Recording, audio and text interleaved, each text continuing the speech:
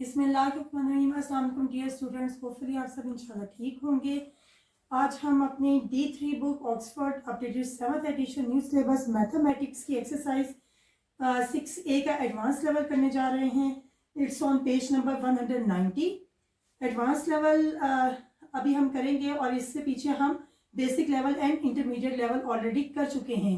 अगर आपको उसकी भी वीडियोस चाहिए तो आप हमारे चैनल पर जाकर हमारी प्लेलिस्ट से वो वीडियोस देख सकते हैं और इंशाअल्लाह आपके मजीद कॉन्सेप्ट्स भी क्लियर हो जाएंगे। तो स्टूडेंट्स, ये एक्सरसाइज जो थी ये हमारी इनइक्वालिटीज़ के बारे में थी। ये हमने डिस्कस किया था अपने लास्ट लेक्चर्स में भी कि इनइक्वालिटीज़ एक्चुअली होती क्या है। इट मीन्स के ऑलवेज ऐसा नहीं होता कि दो वैल्यूज या दो टर्म्स ऑलवेज इक्वल हों, इक्वल टू ईच अदर हों। समटाइम्स वो लेस देन भी होती हैं, एक दूसरे के ग्रेटर भी होती हैं।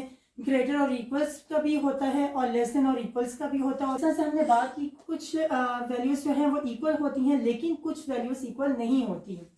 सो यहाँ पे जो हम बात करने जा रहे हैं ये हमारी इक्वल नहीं है, इनइक्वालिटीज हैं। यहाँ पर हम अपना क्वेश्चन नंबर 7 रीड आउट करते हैं और फिर उसे सॉल्व करते हैं। If y is an integer and it satisfies the inequalities 5y is less than 20 and 2y is greater than or equals to -6. Find all the possible values of y. यहाँ पे students हमें दो equation दी गई हैं, 5y is less than 20 and 2y is greater than or equals to 6।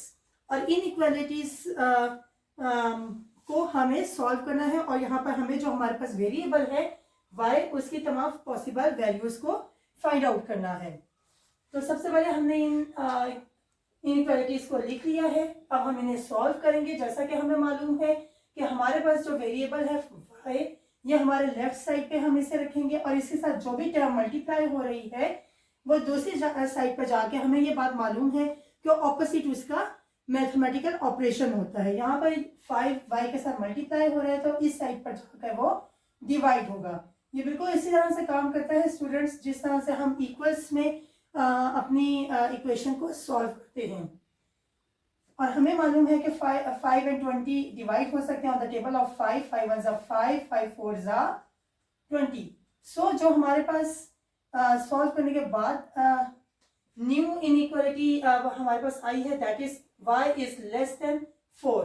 Second inequality को भी solve कर लेते हैं इसी तरह से कि 2 यहाँ पर y के साथ मल्टीप्लाई हो रहा है एंड इट्स -6। तो ये दूसरी साइड पर जाकर डिवाइड हो जाएगा। ये भी 2 के टेबल पर डिवाइड हो सकते हैं, 2 1 जा 2 एंड 2 3 जा 6। तो यहाँ पर जो हमारे पास न्यू इनइक्वालिटी आएगी would be y is greater than और इक्वल्स टू -3।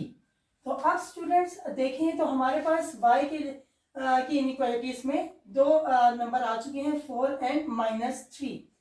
अब हमें यहाँ पर जो पॉसिबल वैल्यूज फाइंड आउट करनी है स्टूडेंट्स वो y की करनी है। इसके लिए सबसे बेस्ट वे ये है कि अगर हम नंबर लाइन ड्रॉ कर लें, उससे हम बहुत इजीली y की वैल्यूज को फाइंड आउट कर सकते हैं। सेंटर में हमारा ऑब्वियसली कि 0 होगा। अब आप देखिए तो एक आपके पास जो नंबर है इट्स नेगेटिव और दूसरा नंबर हमारे पास पॉजिटिव है। नेगेटिव की बात अगर हम करें स्टूडेंट तो y इज ग्रेटर देन और इक्वल्स टू -3। और हमें ये बात मालूम है कि नेगेटिव वैल्यूज में ऑलवेज हम अगर स्मॉल नंबर होगा तो वही ग्रेटर होता है। तो इट मीन्स कि यहाँ पे क्योंकि इक्वल्स का भी सिंबल यूज हो रहा है तो ये होगा -3, -2 एंड -1। ये वैल्यूज इस इनइक्वालिटी को सेटिस्फाई करती हैं क्योंकि ये तमाम वैल्यूज -3 से या तो इक्वल है या इससे ग्रेटर है। अब हम दूसरे नंबर की साइड पर आते हैं, it's 4। y is less than 4। It means के y से स्मॉल 4 से स्मॉल होना चाहिए number. So it means there should be 1 2 and 3। 4 नहीं हो सकता क्योंकि इक्वल्स का यहाँ पे सिंबल यूज नहीं किया गया, यहाँ पर किया गया, दैट्स वाई मैंने यहाँ पे -3 लिखा है। So students these are all possible values of y, -3, -2, -1, 1 2 3।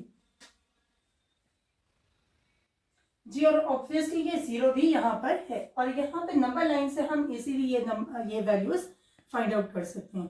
Hopefully आपको बहुत अच्छे से इस कॉन्सेप्ट की समझ आ गई होगी।